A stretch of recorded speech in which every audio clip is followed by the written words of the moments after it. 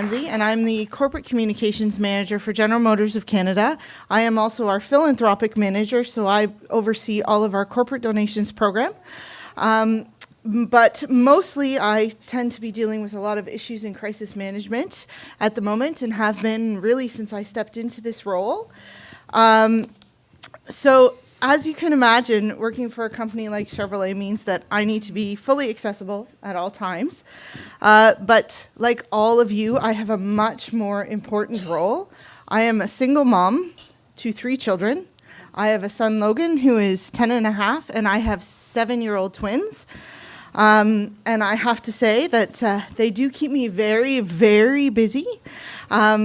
So since today is all about sharing our life experiences as mothers and as women, I'd like to show you how I attempt to find balance between my career and motherhood. I am very lucky that I work at a company where the two cross over, and I have a very supportive office and a very good support system who Grandma and Grandpa make it possible for me to do what I do, and if they weren't there, I would be completely and utterly lost.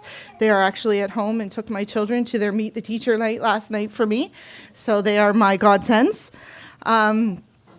When I decided to join Chevrolet, I wasn't actively looking for a new job in any way, shape, or form. I was in a PR agency. It was an amazing environment, awesome people, and I loved it. And then I had my son.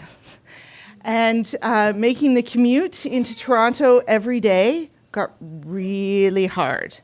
And I hated that I was coming home at 7 o'clock at night and he was going to bed at 7:30. It was horrible. So when I saw the job posting for this position with Chevrolet, it was like it was meant to be.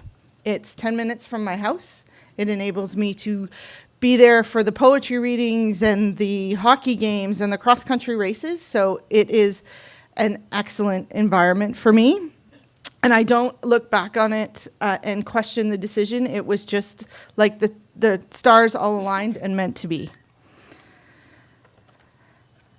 But it wasn't without personal challenges, because I joined in 2005, which was the beginning of a very challenging time for our company.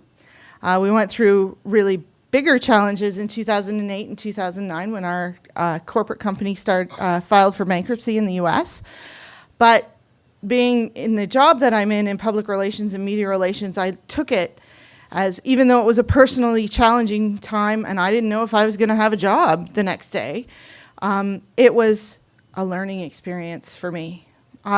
Being in what I do and dealing with those kinds of issues and crisis, you don't get to do that every day. So I absorbed everything that I could and got onto every conference call that I could, just to see how people in the more senior positions were handling it. And having that exposure has led me to what I'm able to do and deal with today, and beyond, as part of one of our senior executive teams dealing with all of the issues that we are currently going through. But throughout my career, I've had the opportunity to work on some really memorable projects. I'll just show you this one. This one is particularly near and dear to my heart. It is a photograph from the parking lot of the Oshawa Assembly Plant, which is where we build the Camaro. And I have to say that only the Camaros in the shape of the bow tie are the ones that are our vehicles. All the rest that were there are customer vehicles. Camaro customers are really passionate about what they have and what they drive. So we invited them all to come back to the plant, and we had over 1,000 vehicles come, and people drove or flatbedded their cars from as far away as Texas and Florida to come and be a part of this event. We put 10,000 people through a manufacturing environment in 5 hours. It was pretty crazy, and got a lot of media coverage. But for me, what I really took away from it was our customers' passion. It was great. It was really the first opportunity that I had to really be face-to-face with our customers. We were there, the team. We were parking those cars. And it's just to feel that passion. It was really inspiring, because this was done in 2009. So it was right after the bankruptcy. So to know that people were that supportive of us and our second chance, it really was inspiring for us to move forward. Another piece, as Christine said, I was lucky enough to be part of our Vancouver 2010 team. So we brought more than 5,000 vehicles here to help everybody get around and as part of Vanox needs. But what I was able to do is bring our first electric vehicle with extended range, the Chevrolet Volt here. You've probably heard of it. But in 2010, it wasn't available. So we brought a very expensive prototype here, along with some fuel cell vehicles, and had lots of people come and drive them and just share our technology. But just to be in this city at that time was really a great experience, and one I take home. And I had to bring my kids here, actually. I wasn't able to bring them here for the Olympics, but I did bring them here the following year and took them around and showed them everywhere that I was.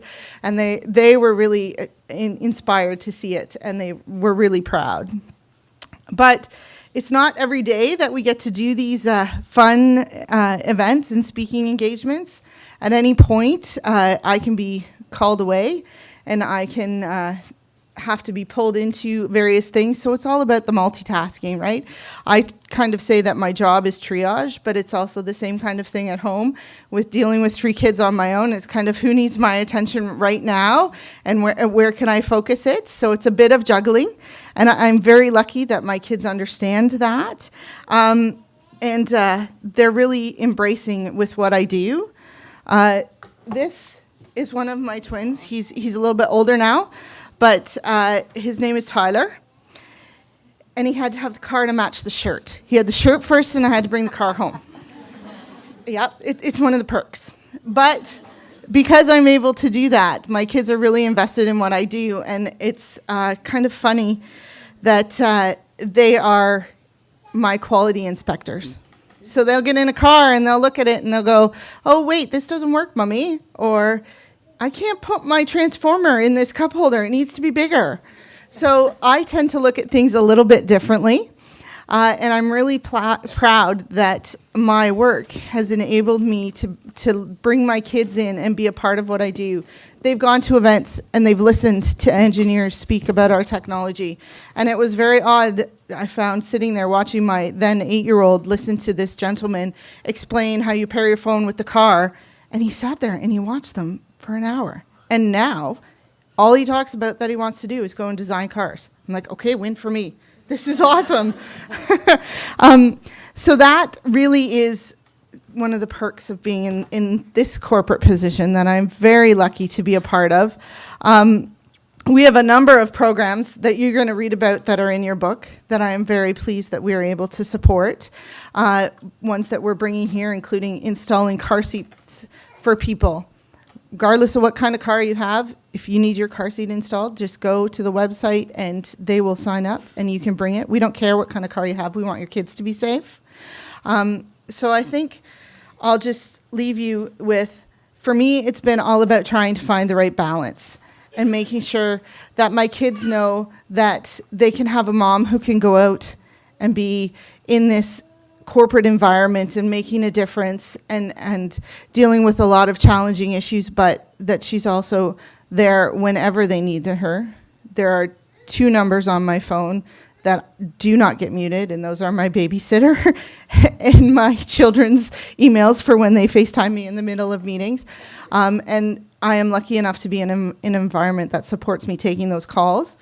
So in the end, as mothers and career women, we need to remember to be true to ourselves and know who we are. We need to be flexible and adapt to what needs to be done while recognizing that nothing is beyond our reach.